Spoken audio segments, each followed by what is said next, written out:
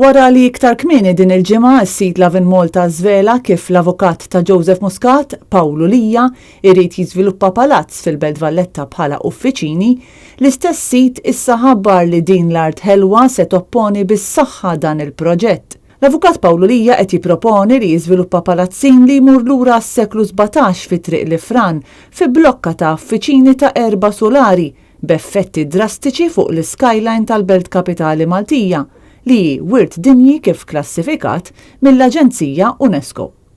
F'kummenti l-President ta' din l-art ħelwa l-perit Alex Torpiano qal li l-għaqda hi determinata li żżomm l-integrità tal-skyline tal-Belt Valletta u qal li jinħoloq preċedent perikolus jekk f'daqqa waħda niddeċiedu li l-skyline m'għadux importanti u naqbdu u nżidu sulari bla doċċ fuq il-bini eżistenti.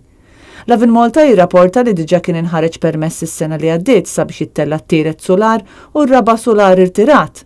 Madankollu l-permess ma nħareġ minħabba li l-iżvilupp ma kienx konformi mal-standards tal-aċċessibilità tal-Kummissjoni għad-Drittijiet tal-Persuni b'Diżabilità. Issa skont l-applikazzjoni l-ġdida l-proġett propost u ikbar bir-raba' solar ikun sħiħ u skont sorsi li tkellmu ma' Net News hemm pjani biex saħansitra jittella l-5 solar.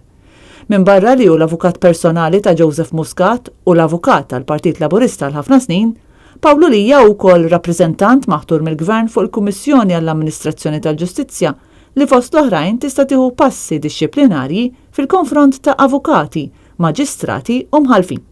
Iktar kmieni din is-sena Mart iben Paolo Lija, Nadine Lija, kienet ikkonfermata bħala maġistrat.